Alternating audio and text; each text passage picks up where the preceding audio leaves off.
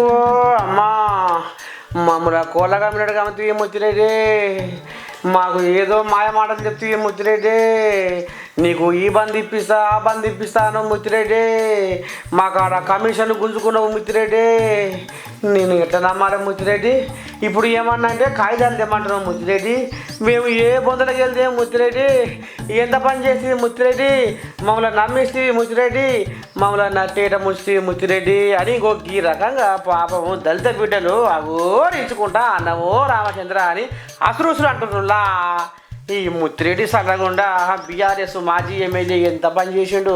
అబ్బా భగవంతా చూడు ఆయన ఉద్దారక పెట్టముందో నమ్మిచ్చి బోల్తా కొట్టిస్తీవో ఓ ముత్తిరెడ్డి మాటలతో బొక్క బోర్ల పడితీవో ఓ ముత్తిరెడ్డి నమ్మిచ్చి బోల్తా కొట్టిస్తీవో ఓ ముత్తిరెడ్డి నీ మాటలతో బొక్క బోర్ల పడితీవో ఓ ముత్తిరెడ్డి నమ్మించి దగా చేసి దళిత బంధు పేరుతోటి నమ్మించి దగా చేసి దళిత బంధు పేరుతోటి కమిషన్లు గుంజుకొని కకృతికి ఆశపడి కమిషన్లు గుంజుకొని కకృతికి ఆశపడి నిట్ట నిలువునా మా పేదల ఉసురు వంచుకుంటున్నావు నమ్మించి బొల్తా కొట్టిస్తీవో ఓ ముత్తిరెడ్డిని మాటలతో బోర్లా కొట్టిస్తీవో ఓ ముత్తిరెడ్డి.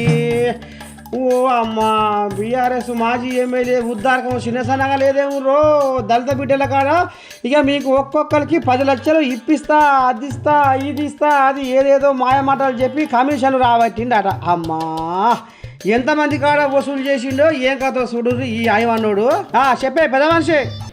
గతంలో అందరం మేము కలిసి పనిచేసిన కార్యకర్తలే ఇక్కడ తెలంగాణ ఉద్యమకారులు ఉన్నారు, దళితులు అందరూ దళిత బంధు అనే స్కీమ్ నుంచి మన కేసీఆర్ గారు దళిత కుటుంబాలు చాలా నిరుపేదగా ఉన్నాయి, వాళ్ళని పట్టించుకునే నాదులు లేడని ఒక స్కీము మంచి ఉద్దేశపూర్వకంగా పెట్టిన స్కీమ్లో మన ముత్తిరెడ్డి గారు అప్పుడున్న ముత్తిరెడ్డి గారు ఎమ్మెల్యే గారు ఈ స్కీమును వాస్తవానికి పాపం వాళ్ళు వస్తాయి అని అంటే మనిషికి ₹1,00,000 లెక్క 62 మంది దగ్గర మా 2 మండలాల నుంచి తీసుకున్నాడు.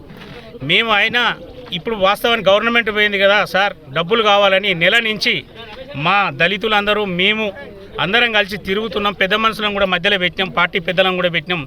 ఎవరు కూడా చెప్పకుండా ముఖం సాటేసుకుంటూ దొరకకుంటూ హైదరాబాద్ పోతే హైదరాబాద్లో కూడా ఇంట్లో ఉండి కూడా లేడనిపించుకుంటాడు. మళ్ళీ పోతే ఫోన్లు చేస్తే కూడా ఫోన్ లిఫ్ట్ చేయడం జరగడం లేదు. వాళ్ళ బామ్మార్ది గారు కూడా సంపత్ రెడ్డి గారు గుజ్జా సంపత్ రెడ్డి గారు కాన్స్టిట్యున్సీ కోఆర్డినేటర్ అని చెప్పుకుంటూ ఆయన కూడా వాస్తవానికి కూడా ఎన్నోసార్లు అడిగితే మాట్లాడుతా ఒడగొడతా పాపం వాళ్ళ గరీబుల పైసలు నేను ఇప్పించే బాధ్యత నేను తీసుకుంటా కృష్ణ అని చెప్పిండు. తీసుకొని కూడా ఇంతవరకు కూడా దాని మీద ఎలాంటి స్పందన లేదు, ఎలాంటి అది లేదు. దాటేసి ఏమనంటే మీ దగ్గర కాగితాలు ఉన్నాయా, మీ దగ్గర మీరు ఇచ్చిరనే గ్యారెంటీ ఏంది అని పిచ్చి పిచ్చి మాటలు మాట్లాడుతాడు. దీనికి రసీద్ తప్పితే మసీదు.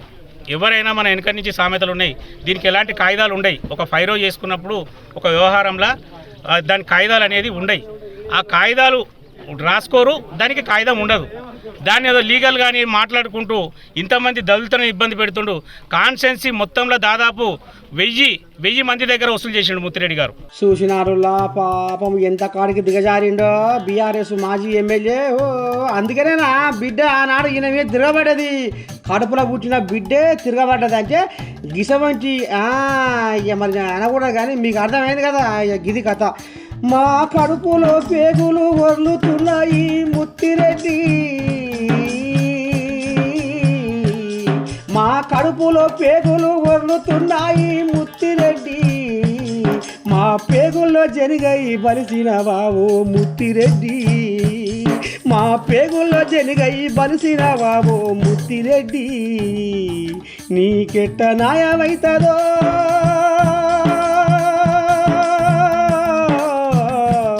మా పేదల పొట్ట కొడుతందుకు, మా పేదల పొట్ట కొడుతందుకు. ఇగో ఈ రకంగా జనగామ ఇలాకలో ఉన్న దళిత బిడ్డలు ఇగో దండోర మోగిస్తుర్రులా. ఇక పాపం వీళ్ళ ఉసురు తప్పక ముడుతుందని అనుకొస్తుర్రులా ఈ ముచ్చట జరిగైన చుట్టుపక్కల జనాలు.